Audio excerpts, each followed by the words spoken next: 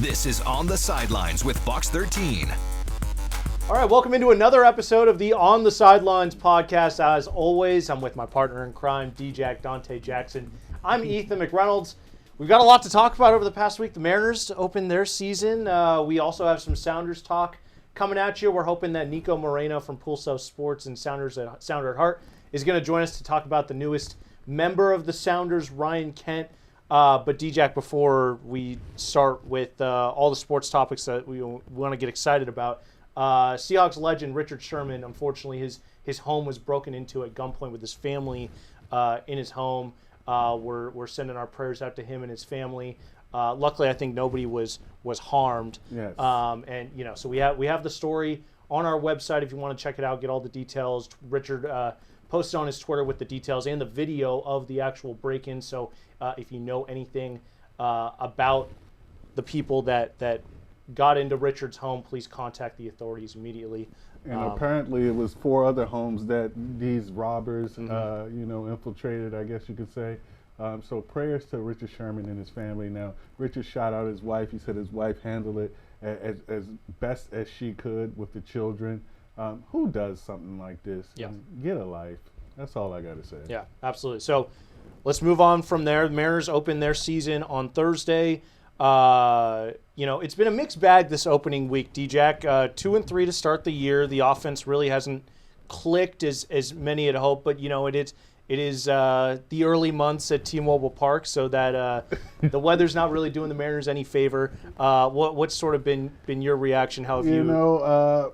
I have mixed feelings, I must admit. I mean, is it Groundhog's Day?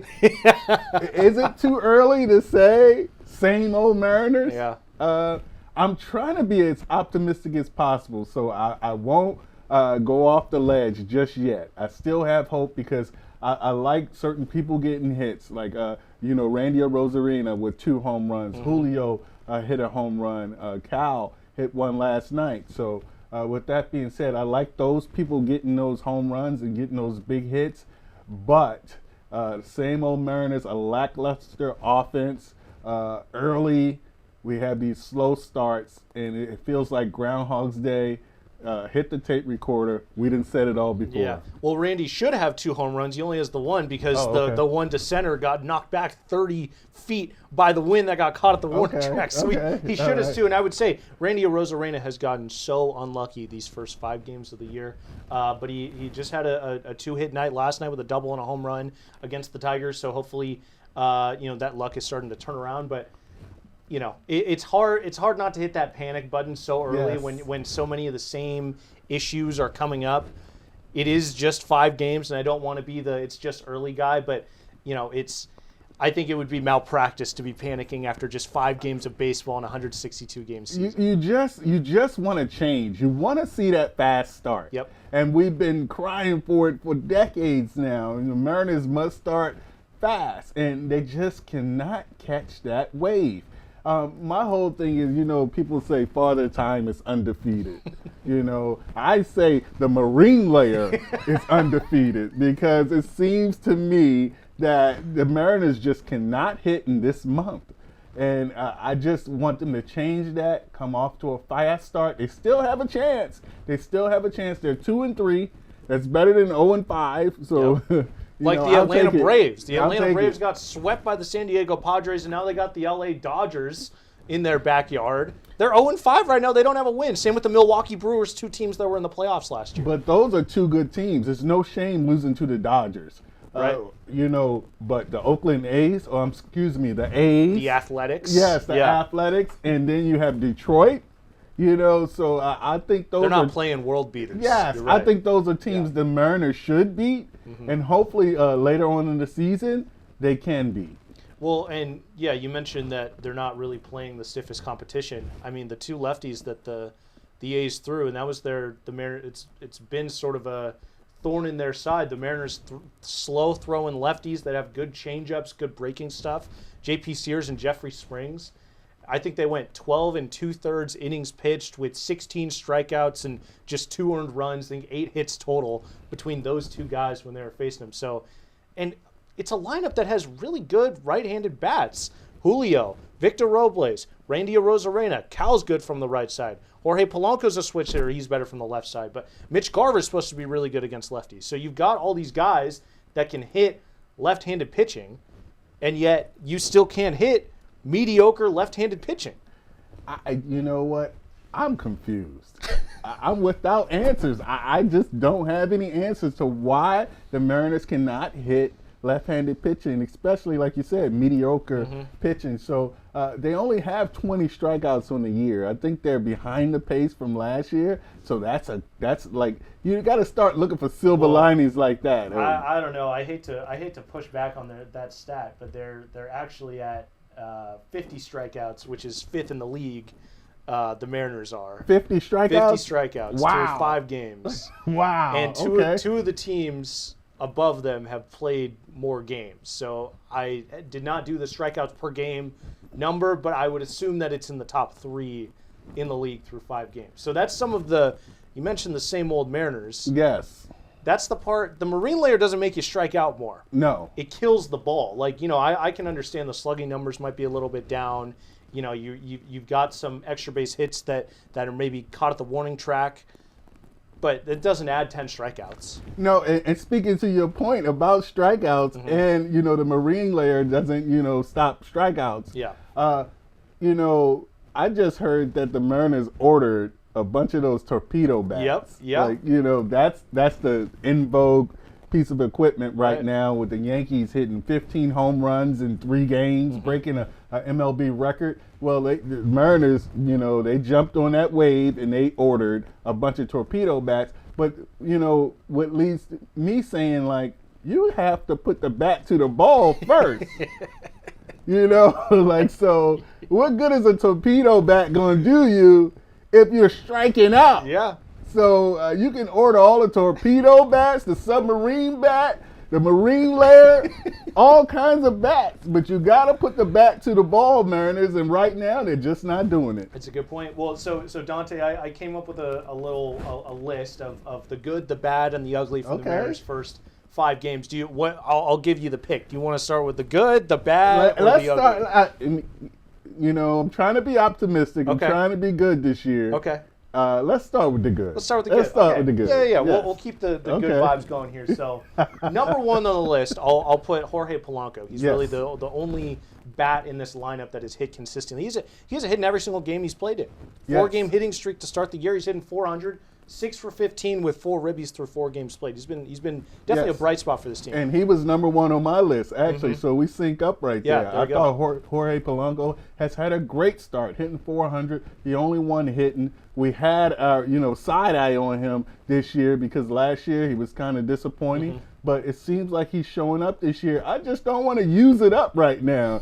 I wish he could bring his friends along, bring Julio along, bring Cal along, bring Randy along. Victor Robles needs to come on. Let's go. Let's get a fast start, Mariners. Let's go. Yeah, so, it is interesting. He spoke after opening day. He hit that what ended up being the game-winning home run from the left side. And he talked about how that knee surgery on his left knee, it makes it so he's a lot more comfortable from the left side, pushing off while he's hitting. So not something that I was thinking about with that injury, but apparently he was in a lot of discomfort from the left side last year. Looks like it's working so far this year. You got to have that base, I assume, when you're hitting. I've never been in the MLB, but I assume you need those legs. You do, yep. And I just hope he can hold up a whole season. So what is the backup plan, and what is the share plan at third base, his new position? Because with him talking about surgery and not being healthy the last few years, you need to make sure you have a plan in place to spell him and not, wear him out. Or a defensive replacement. We'll talk about the defense later on in the list that I made. Right. Next on the list, stolen bases. Okay. They were aggressive through these first 5 games, and Dan Wilson said he wants to be aggressive on the bases. 5 for 6 stolen bases. Those 5 stolen bases are 6th in the league. Just the one caught stealing, obviously, but they're going to be running rampant. Ryan Bliss is just a chaos merchant. Victor Robles can run. Julio Rodriguez can run. Dylan Moore can run. They've got a lot of guys that can cause chaos on the base paths. And, if you're not doing the job, moving runners along and stringing hits together, steal some bases, Yes. cause some chaos, make the defense defend you, put some pressure on the opposition. Yes, you have to manufacture runs when you can't hit. And with that being said, you have to hit to get on base. Yep. So I see a dichotomy there. I mean, hopefully they can get on base enough to make these stolen bases matter and make it significant. But right now, if you're not hitting the ball, you're not going to be on base. So they should actually have more stolen bases if you're on the base more. Well, and one of the other things that I marked on the good, they actually have done a good job of getting on the base path. They've had a lot of traffic. They just haven't done a good job of hitting guys in. They have 22 walks, which is 5th in the league. Their on-base percentage, league average. So they're not awful in that department. It could be better, but they're getting traffic. It's, you know, I'll spoil one of my uglies. The runners in scoring position. They went, was it 1 for 10 on Saturday? And that, or was it Friday? Yeah, it was Saturday. That second loss to the A's. They went 1 for 10 with runners in scoring position. So you got to be better in that department if you're going to be a team that takes your walks and, you know, just tries to create traffic. Right.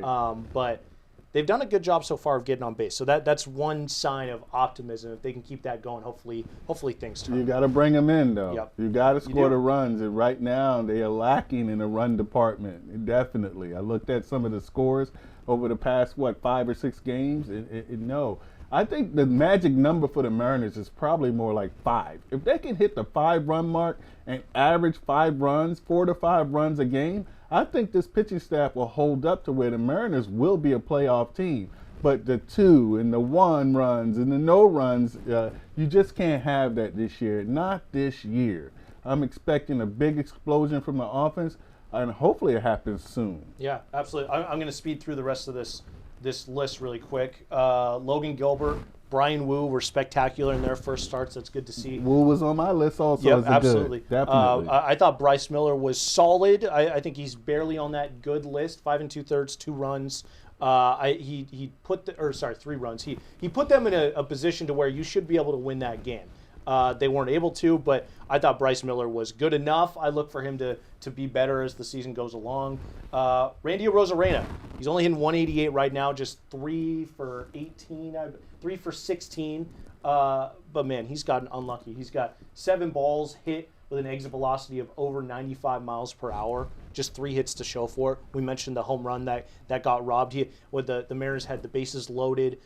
With nobody out in that first inning on Saturday. He hits a scorcher right up the middle that the second baseman for the A's Max Muncy makes a crazy catch, and then they double up Julio at second, and they don't get any runs that inning. I mean, that's just bad luck. It's baseball. You can't really do anything about that. But Randy Arozarena, I always say, if you hit the ball hard, more times than not, good things will happen. You got to trust the process. As long as he keep putting the barrel on, the barrel of the bat on the ball, I think good things will happen. It'll eventually find, a clean grass. So I don't have a problem with Arozarena doing. I do have a problem with the strikeouts. So that's the main thing with the Mariners. I think we've talked about it ad nauseum the last few years. They have to correct that situation. The strikeouts is just unacceptable. Yeah. Moving along, last couple of items. Gregory Santos and Andres Munoz were lights out. Yes. Santos, a couple of control issues. It almost clocked a dude in the head and then got a ground out to get out of the inning. But Andres Munoz looks incredible. And I don't even think we've seen the kick changeup yet. So he's still got more in the bag, but he's been nails in the back of that bullpen. If Gregory Santos can keep it going, he can sort of take over that 8th inning, that high leverage spot until Matt Brash comes back. So those 2 have been bright spots. Not the rest of the bullpen, and we'll get to them. But one of the things I'm worried about with Munoz, he has great stuff, and he's been great so far this year, is those high leverage situations. I think you can have too many, too much, too soon. Already he's 2-1 games and things like that. I like a nice, easy game where you can sit him where he doesn't have to come in those high leverage situations. I just don't want to use him up. That's all. I'm worried about that. Yeah, Matt Brash threw the most innings as a reliever in the entire league 2 years ago, and then he blows out his shoulder come spring training, needs Tommy John surgery last year. So that's how we're in the situation we were last year, where they were thin in the bullpen with leverage arms. You don't want to be overusing Andres Munoz. I think it comes with the job of he's going to be pitching every single spot he pitches in is going to be a high leverage situation, but limiting how many of those or high-stress innings would definitely be helpful. But, I mean, like, that's the team. Yes, that's the way this team is built. You know what? You know? And that's what he get paid to do, Mm-hmm. you know. Definitely. Like I said, he's one of the best closers in the game, so you have to use him.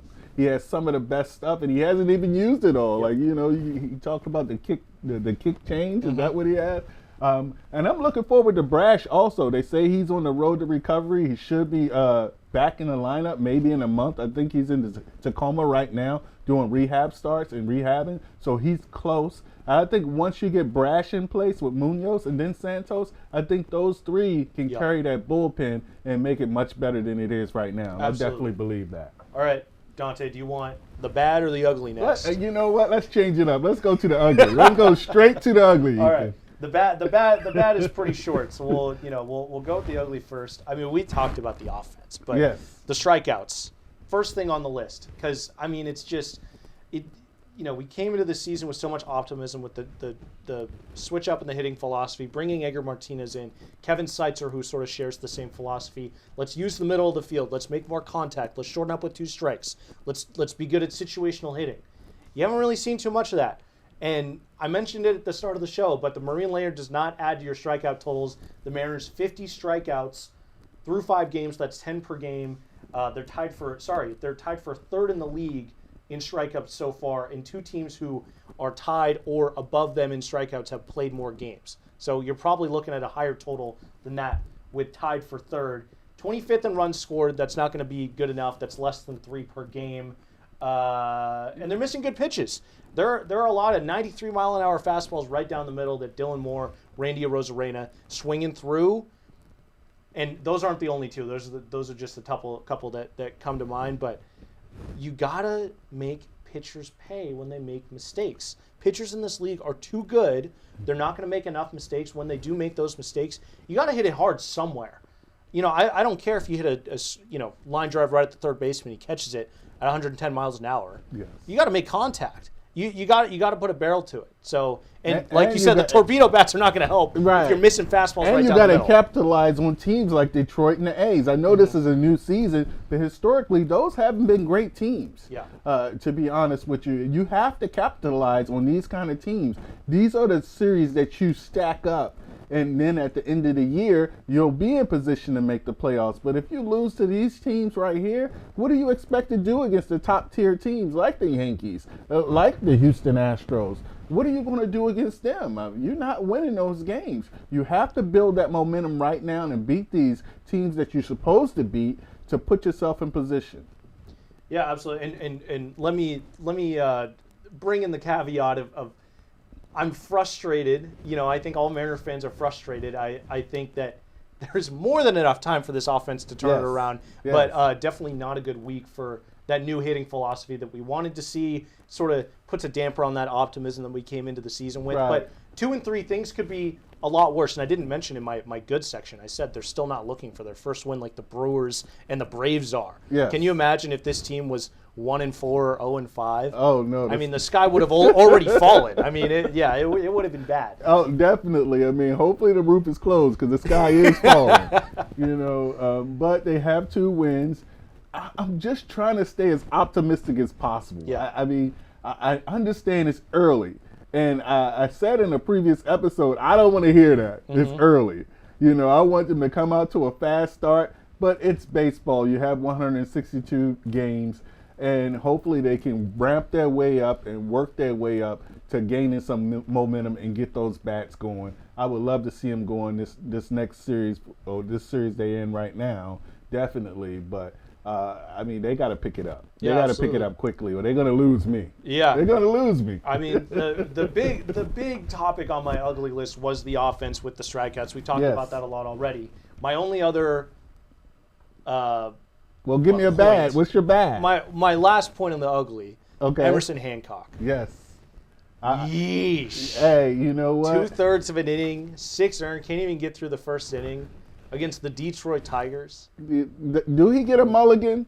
He's a young pitcher. Who else do you have? Probably was nervous. I don't know if it's his first start, but I know it's not his first start in the big leagues. But I mean, young pitcher.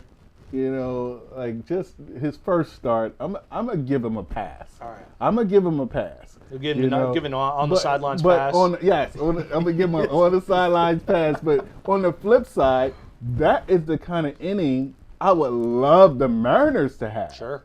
You know, 6 runs in the first, get out on them early, and that's how they did us. I want to flip that, and that's the offense I expect from the Mariners, hopefully. Yeah, so, I mean, you know, if the way that this team is built, if your starting pitching staff's not giving you a chance to win, you're never going to win a ball game. You know, the Mariners ended up putting up 6 runs in that game yesterday. Yes. You know, sort of made things close, but it's just too big of a hole for this offense to expect them to actually be competitive in a game where your starting pitcher, you know, only gets 2 outs in the game, can't even get through the first inning, puts you in a 6-0 hole early. Anyway, I hope Hancock. I think they'll give him another start. Hopefully he gives you a competitive 5 or 6 innings, you know, before George Kirby can come back. Hopefully in a couple of weeks. But it's not great, and you know, luckily the Mariners didn't trade from their starting pitching staff in the offseason, because behind Emerson Hancock, Logan Evans started opening day for the Tacoma Rainiers. He didn't have the best spring, so you know he was solid for the Rainiers. Didn't really go deep into that game, but there's not a lot of depth there. You know, I still believe in Hancock. Yeah, I think Hancock is a good prospect. He's going to be a good major league pitcher. You know, you have bad outings. He's a 5th starter right now, and a fill-in at that. He wouldn't, if Kirby was here, he wouldn't even be in the rotation. So you got to take that into account. I think Emerson Hancock will be a good pitcher for the Mariners in the future. Right now, he's young. He's just working it out. And I'm willing to give him a mulligan. Optimistic, DJ. I'm willing to give him a mulligan. I like it. It's spring. Let's do it. I'm trying, Mariners. I'm trying. All right, let's go to the bad. Let's go to the bad. Yes. Not the ugly, but things that were definitely not considered good by any means. Luis Castillo was not great. Okay. Day 2 of the season. 5 innings, 2 runs, I think 4 walks. Those are the starts that he's prone to. And it wasn't ugly by any stretch of the imagination, but I expect a little bit more out of La Piedra, the Rock. Yes. And, you know, that's one of the arguments for having Logan Gilbert start opening day over him. Yes. Luis Castillo, you know, the control's sort of getting away from him a little bit. I feel like he's sort of prone to walking guys and not getting as deep into the games. And you saw that day 2 of the season. I expect a really good year from Luis Castillo, but you know he's getting a little older. So yes. you know, I just think, you know, he has to be who his name says he is, the Rock. Yeah. He has to be that solid veteran pitcher in this rotation. Now, we're not asking you to go and strike out 16 and have these astronomical numbers. Just be a solid pitcher and be a steadying influence on the young pitchers. That way, when they do have their up and down games, you know you have the Rock to settle things down, and that's what he's in this rotation for. That's what I expect. So hopefully he can pick it up, and definitely his game has been declining. And, you know, to be perfectly honest, I think the Mariners would have probably traded him if they had offers. But I think the league sees what we're seeing, a declining pitcher. So he needs to pick it up and definitely be that steadying influence on this staff. We need that. Yeah. Again, 1 start for Luis. It wasn't his best. I think he would tell you the same thing. So hopefully he can bounce back tomorrow on Wednesday. And it's hard, man. It's hard to judge. Like, now I see why the Dan Wilsons and the Scott Service, they get out here and say, oh, we got tomorrow. Yeah. And it's a long season. It's true. Because it is true. It's hard to judge on 1 start for Hancock and Castillo. It's hard to judge on a couple games to get that bat hot. And it comes in, it brings up the point. It's like, when is it not early enough? Yeah, what is the cutoff? When is your batting average your batting average? You know, like when like are the offensive pieces, when can we actually start making some generalizations and come to some conclusions on these guys? What's your cutoff point? Do you have a cutoff point? No, normally around the All-Star break, you're like, okay, you know. Well, I think it's too late after the. Yeah. I mean, I give them 1 month. You know. I give them May. I could probably go end of May, 2 months. End of May. Because, you know, guys have bad months all the time. Yes. You know, so yeah, I like that too. Let's check. You know what? We're not going to talk Mariners for 2 months. You got end of May, Mariners. We'll check back in. End of May. That's what you got. Last 2 things on the list. The defense was bad. Yes. I'm not a big fan of the defense, specifically on the infield. The outfield wasn't great either, except for Julio Rodriguez in center. You saw Victor Robles bobble a base hit in right. It doesn't go down as an error, but the runner comes around to score from home. Who knows if he throws him out, but you at least got to make that play competitive. It wasn't. Randy Arozarena, hard hit ball to his left on the ground, bobbles it. Guy gets to second, gets ruled as a double, but not great. Yes. On the infield, Jorge Polanco at third. That worries me a lot. You saw him try to, backhand a ball off his back foot. You're trying to one hop the ball over to first, three hops it, and then the runner's safe. I don't really know if his arm's going to play out there. Dylan Moore at first base, being the backup first baseman. I'm not a fan of that. You saw a couple of balls that he wasn't able to pick. Again, doesn't go down as an error, but when the margins are so small and this pitching staff has to be perfect, and they induce a ground ball that the infield's able to get to, you expect that to be an out 99% of the time. Yes. So the defense has to be better going forward if the way that this roster is constructed is going to be successful. You know what? To quote the late, great Denny Green, Coach Denny Green, they are who we thought they were. We knew this infield was going to be bad defensively. But the trade-off, the concession, was the bat. The bat. We cannot have both. It has to be either or. Either you're going to be a bad defensive team or a bad offensive team, but you can't be both, Mariners. And right now, they're both. And I know it's only 6 games in, but you're bad offensively with the strikeouts and not getting the runs in. And now you're bad defensively with, not errors, but just bad plays in the field, not making routine plays. So they're not as sharp. Not as sharp. You just can't be both. You just can't be if you want to be a winning squad. And right now, and it's a small sample size, as everybody likes to say, but right now they're a bad team. Yeah. That might be too big of a statement there, Dante. Right now, 6 games in, I'm going to just call it let us see it. They're a bad team right now. You're striking out. You're third with 50 strikeouts, and then you can't field the ball.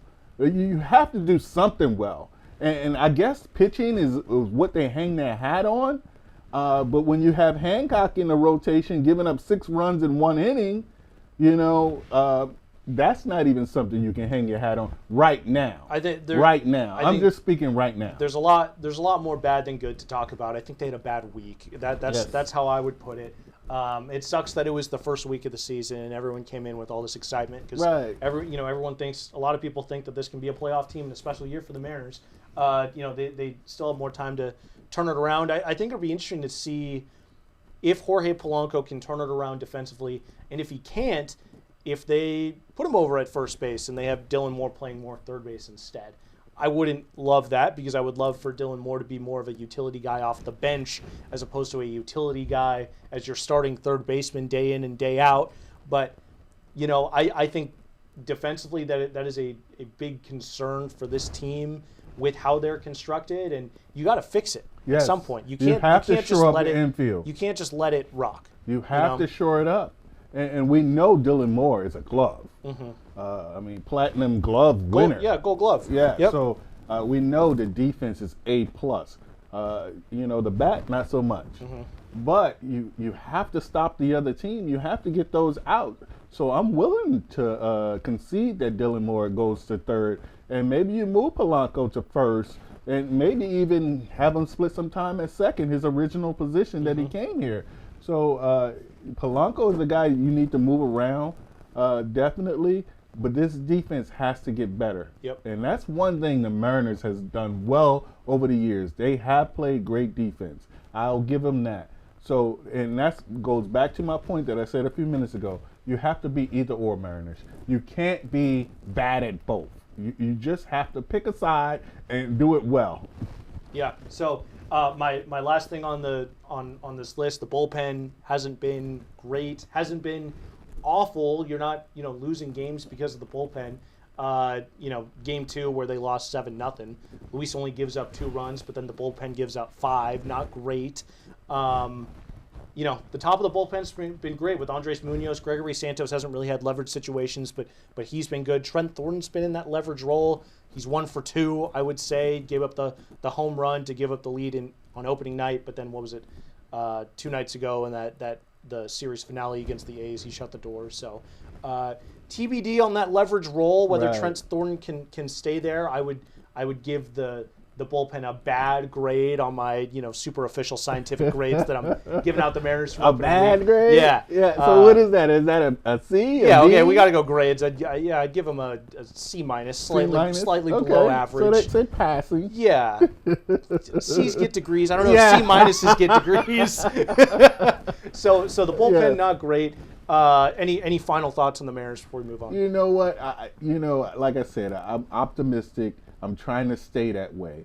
But I must admit, this slow start early has got me kind of shook right now. I just want them to do so well, and I believe in them. I thought this was their year. I truly believe that. Well, let's not go past tense yet. Well, I mean, I don't see the fire. I don't see the motivation.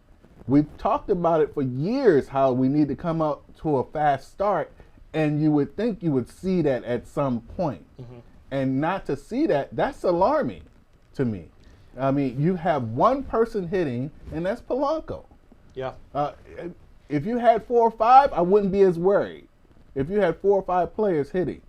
But right now, it's one player hitting. That's alarming. So, yes, I still have hope. I think they can do well for the rest of the season, but right now it's not looking good. I think the most alarming part for me is we're seeing the same issues that they had last year. Yes, it's Groundhog's Day. Yeah. It's Groundhog's Day. It's the same old Mariners right now. Now, I'm not jumping ship, Mariners. I'm still with you. Mariners. Like you're on the plank, ready to. But hey, we just debarked. Like we just shoved off, and I'm almost on the plank right now. Yeah. I'm almost there. I'm gonna call it early. So they got to get it in gear, like right now. Yeah. Right now. The Mariners definitely need a better second week than their first week. We'll see if they can turn it around. But let's shift our attention to the Sounders. Who have a new player just recently signed to the team. To hear the coaches and stuff say that they're looking for an exciting player, it kind of made me excited in a way. You go to some places and managers want to prevent you from doing what you want to do as a player. I'm an exciting player. I like to lift bums off seats. All right, back here on the sidelines, welcoming in our special guest for the episode, Pulso Sports and Sounder at Heart's Niko Moreno. Niko, thanks for hopping on. Thanks for having me, man. Yeah. I'm excited to hop on here and, next to the best dressed looking guy in the studio. Welcome. Well, so you just came from Sounders training where they introduced new signing Ryan Kent. What were your insights into everything that you guys learned out there? Yeah, man, look, first of all, he was way more engaging and open about his situation than I would have imagined. This is a guy that has been in some of the top leagues in Europe. He's a guy that is coming from a pretty bad situation at Fenerbahce, where he was clearly, and he kind of cleared the air a little bit about the reasonings why kind of things fell apart in the Turkish club. And initially, what we had kind of deciphered and read through everything that had been in one way or another reported was that it was a fallout with the coaching staff and with Jose Mourinho. However, he kind of mentioned that it wasn't about Jose Mourinho. It was more about the upper management and the club-to-player dynamic. So clearly a player that, regardless of all those issues, came here, was very open, took every question, answered it more than fairly. The biggest thing that I got from him is that he's ready to come here and perform. I mean, he practiced with the team the entire of the first day. He seems like he wanted to come to Seattle. He wanted to come to MLS. So that's probably the two things that I would highlight of what he said today. I would like to know, what's the reputation of the Seattle Sounders like worldwide? Him coming from Europe and you saying him wanting to be here. What is our reputation as far as the Sounders worldwide? What would you say? Oh, man, that's a compound question. It's a complex one, but I'll say this. Over the last 4 years, the Sounders have done a great job at globalizing their brand. How did they do this? International tournaments, right? They are the CONCACAF Champions League champions, if you will. CCL in 2022 put them in a whole other stratosphere because that gave them an opportunity, a slot to go and play in the Club World Cup. One that's going to be played here next year as well, but we played it in a different setting, in a different format, and that was the very first time that I think Seattle really got themselves out there in that sort of platform. So Sounders is a well-known organization, but I think that mainly what Ken Ryan kind of mentioned was MLS. He said, I noticed that MLS is on the right path. They are bringing in better players. They seem to be a growing league, and I think that although the Sounders are a known commodity and they're a known club, an elite club in MLS, MLS in general is doing a great job at growing their brand, and that's starting to bring a lot of players. And we got to thank some of the other players like Lloris, like Gareth Bale, that have came here, played, and kind of put that name of MLS out there. Well, and it's interesting. You see a lot of players at the end of their careers come here. Olivier Giroud, Antoine Griezmann, rumored Marco Reus. Ryan Kent, only 28 years old. This is a guy that should be in the prime of his career. What were your thoughts on the player, what he can bring to the Sounders, and on the signing as a whole? Look, what Ryan brings is pace, dynamism, creativity. He's a player that is ambidextrous, so he could hit the ball just as good with his left that he can with his right. He is someone that has a different pedigree of play, right? Craig Weibel talked about it today. We don't have a player that takes players on in the way that Ryan Kent can. Maybe Pedro de la Vega is the only other player that I would think that has that ability to just take on a player one-on-one, beat you off the dribble. Georgie does it just in a different way, not as sharp, if I may say so. But that's what Ryan brings. The reason why I find this so interesting and why I think it's a brilliant move from both Craig Weibel and Sean Henderson, who scouted this player, they've scouted this player for a long time, is that with Paul Arriola's injury, it could have been very easy to just bring a guy, just to fill a slot, just to fill a spot, just because there was a need for it. What Ryan does is that he's actually providing you a guy that can not only come and contribute, he could be an elite player. This is a guy that, with his curriculum, with his potential, he could be a Denny Buwanga type of player for the Seattle Sounders, and they're getting him on a free transfer by using the mechanisms with the MLS to put Paul Arriola in the end of season ending injury list. They get that money back, they reuse that money, and now they are able to bring the player in a club-friendly contract where they're signing him through December of 2025 this year, see how it works out, see how the player adapts, performs, and then there's an option for the club if they want to continue moving forward in 2026. I guess my first question is how? How is a player like this available? Why is he available? That's a fantastic question. It's one that we heard from the player. We did, and he was very open. He said that there was offers that he declined. There were maybe they were not right for him at the time, but there is a sense in me where I don't know if that's the full story, right? I mean, that's just my journalistic side where it's like, I don't know. I mean, it sounds good, and I'm sure that there is some truth to it.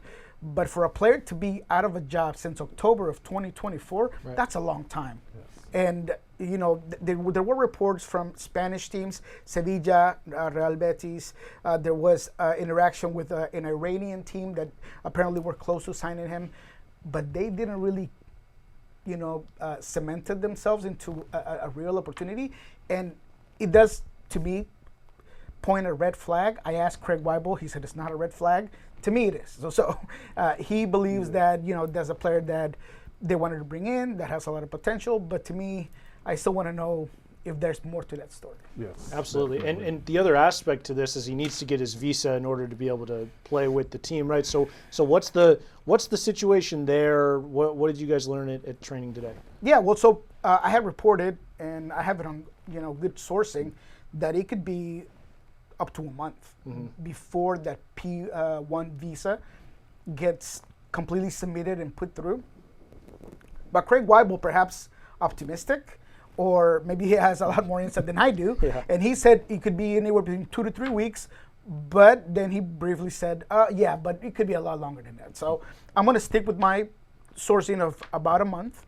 I think in the current administration, there has been some sort of issues with visas in general. This is a work visa, and they get assigned and submitted the exact same way that anyone does. I mean, there is a level of preferentism towards athletes and, Yes. and entities. So what Craig Waibel said is we're on the phones right now with everybody trying to make sure that the paperwork gets through.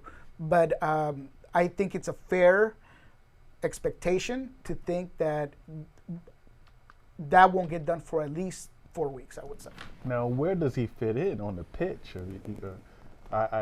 He sounds like a dynamic player, and we can definitely use a player of that ilk. But where do you see him fitting in? Do you see him taking the ball and running with it right away? Is he going to need time to fit in and work his way into this league? What do you foresee in his future as far as on the field? Yeah, I mean, look, because of his profile and the fact that today we learned that he passed the fitness exams with flying colors. I mean, Craig Waibel and the coaching staff were like, man, this guy is fit. So just by that alone, it makes me confident that he's going to be able to hit the floor running. In how he fits, that's where maybe things get a little bit more difficult. Right now, the Sounders are not playing with wingers. They're playing with wingbacks. Paul Rothrock on the left, Alex Roldan on the right. They're the ones that give you that width. They're the ones that are the extra players additionally moving forward. Ryan Kent, I don't think he's a wingback. Everything that I've read about him and reading his profile does not tell me that he's going to be able to do that function. So if Seattle decides to move back to the 4-2-3-1 and be a winger, I think that that's going to best fit Ryan Kent. So is there room for him? Yes. Do I think that he's going to be able to compete for starting minutes? Absolutely. But it's going to give the Sounders a lot to think about, because now you got Pedro de la Vega trying to get that position, Jesus Ferreira, who you just paid a ton of money, and Brian has kind of not necessarily pulled the plug on him being the striker or the 9, but he feels more comfortable with him playing either on the right pocket or potentially as a winger. That's where things become a little bit more convoluted. But it's going to be interesting how they use him. And It's a good problem to have. It's a good problem. It's been my contention that the manager of the Sounders, he has too many choices as far as I'm concerned on the team. Even right now, even before Kent, he's still tinkering with the lineup. Smetzer is still tinkering and trying different sides. So you add a player of this dynamic, and it can be a great thing, definitely, but it also can be a detriment to the other players on the squad. What do you say to that? Hey, man, that's how you speak my language. I'd say that is something that concerns me. I do not like to hear, I'm not sure what my best starting 11 is. Yes. We heard that all through the beginning of last season, and it didn't result or reflect themselves on good results. This year is almost the same thing, where I've said that right now the concept of the Sounders starting 11 is fluid at best. I mean, it's not of any matter. It's just a concept. The only thing that we know is that Jordan Morris is going to be at top of the attack, and Albert Rustic is going to be right behind. Everything else right now is hard to decipher. So I am with you that, to me, it's a little bit concerning that you got to get these players some continuity. You got to be able to decipher who are the players that best fit what I want to do, and then make those decisions based on that alone, and have that begin to cement itself and begin to reflect with results. But right now, man, I'm with you. It's great to have a lot of players that can do a lot of things, and I got a great bench, and I got a lot of depth, but I got to be able to put a good starting 11 on the field. Yes. Well, and you need those options to be healthy, and they're not right now, unfortunately. Jordan Morris and Pedro de la Vega still on the sidelines, but they were in full training today, right? I saw you point that on Twitter. Did you guys get any updates on their timeline or when they're expected back? Yeah, that was a great sign that both players are in the right track to being healthy. Brian, obviously being Brian, didn't give us much on it. He just said they're full in training this week. Last week he had mentioned that Pedro was ahead of Jordan Morris, so my guess is that Pedro might be available for the game at FC Dallas, which is the one following this one, and then Jordan Morris probably the week after. But for right now, there's no reason or need to rush either player, and Brian just said, let's just play it by ear, they are full at practice, but I wouldn't expect them to just be ready right away. Now, I want you to settle a debate for us right now. Ethan and I were talking down in the sports pit, and I say Georgie and Paul Rothrock has been my MVP so far of this young season. I like the way they play. I like their creativity. Who would you say has been the best sounder so far? I know it's been a small sample size, but give me a name that you think a person is, performing to their capabilities right now for the Sounders. Man, that is a tough question just because of what you just said, right? The small database, the fact that we haven't had every player. Because look, honestly, before the injury, I would tell you it was Pedro de la Vega. Yes, he was definitely. He was the guy that was dynamic. He looked the part. He looked the part. He was someone that was in Spanish or in Latin America, we call it an eye magnet. You can't get your eyes off that specific player. And he was that at Antigua. He was that against Cruz Azul, even though you didn't get the result here. So to me, that's the guy who I would put there. Georgie's been fantastic. And Georgie, although not the final product, he does so many good things for you. He stretches defenses in a little bit of an unorthodox way that he does it. He's so good at beating players one-on-one against San Jose. When he came on that left side, he created havoc on that side. He put in balls in the 18 that should have been finished by those runners in the box. They were just not there. Brian has talked about having more courage to get to those positions. Had somebody been there, Georgie should have had a couple of assists. And Paul Rothrock, man, I mean, for everything that he does, he's just so consistent at getting that job done, right? He has a tough role where you have to be good offensively, but remember to just track back, to be physical. He has a little chip on his shoulder where he's always chirping our guys and making sure that he is the boss out there. To me, that's important. Yes. To me, there's got to be a Attitude. guy that has that character, that attitude out there. So all have been very good, but if I would have to pick a player, regardless of the injury, I would honestly say it's Pedro de la Vega, just because he's been that X factor, the difference maker, and I expect him to be back and continue where he left off. What do you make of this team overall? You know, I know we're early throughout the year, just one win in league play so far. The injuries, it's sort of hard to, I don't know, analyze what this team is fully capable of. But where do you see this team going forward, more towards the playoffs? What can they achieve if they're fully healthy once you get Jordan, Pedro, and now Ryan Kent into the fold? I think this team has the roster, the talent, the capability, the coaching, the fan base to get as far as they can in league play. To me, and I said it before the season, even before the Ryan Kent, they should be top 3 in the Western Conference. Yeah. That hasn't necessarily been there so far, but we're used to Seattle having a slow start. This was exactly what happened last season, and they ended up being 3rd in the Western Conference, getting to a Western Conference final, so I expect that the same. I feel like Ryan Kent, Ferreira eventually is going to adapt, eventually will play to his utmost potential. Once Jordan Morris is back, he's been so good at getting to those spots, at being that guy that is decisive in front of goal. Pedro de la Vega coming back. I feel like if healthy and with a full resource for Brian to make decisions game to game, this team is good enough to be top 3 in the Western Conference. But one of the point of contention, or one of the features of this team was its depth. So let's not count these the players that are injured. Do they still have enough to at least make any kind of waves in the MLS, in the Western Conference? Because I see some young players that could step up. I see a team, that can still play some good ball. Do you see them being successful without those players?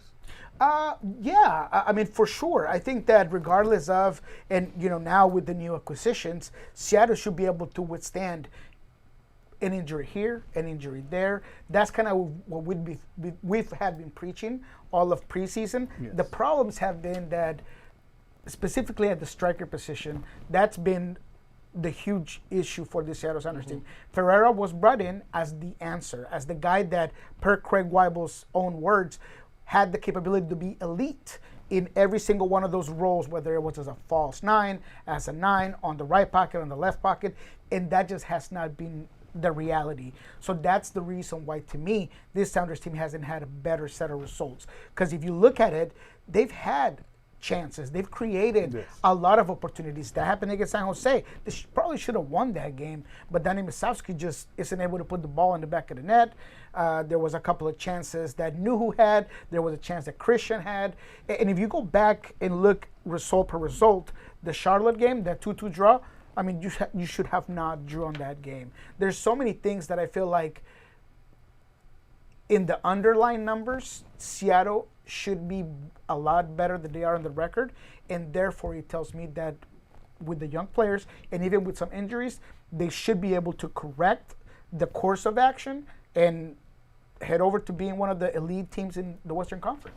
There's definitely a lot to be excited about this team, specifically with the Ryan Kent signing. You were the one that was initially breaking the contract negotiations with Ryan Kent, so we appreciate you coming on and sharing your insights Yes. on everything in the team. Pulso Sports and Sounder at Heart, what do you have going on right now with your work, and where can people find it? Yeah, right now we have the Sounder at Heart podcast network. We have 2 shows that I'm currently on Monday mornings at 8 a.m., Lobbing Scorchers kickoff with Ari Laliwal. And then on Fridays, we record with Jeremiah Oshan what we learned this week. Not the most creative, their title for a show, but it is what we learned throughout the week. Nice. Training aspects, insight on the games coming up. And, you know, a lot of people have really enjoyed that. So that's through the Sounder at Heart podcast network. I also have a Thursday show in Atlanta called Soccer Down Here. And you can check that out as well by finding me on X at ElRoloNW. That's Thursday mornings from 7:30 to 8. You're busy. Yeah, man, I'm out there. I'm moving. Well, it's the first time we've had Niko Moreno on. Yes. It will certainly not be the last. We I hope appreciate you not. Yes. stopping by. That's going to do it for the On the Sidelines podcast. We'll catch you next Tuesday with a fresh new episode for DJ. Niko Moreno, I'm Ethan McReynolds. We'll see you next time on the Sidelines. Let's go! On the Sidelines is available wherever you get your podcast.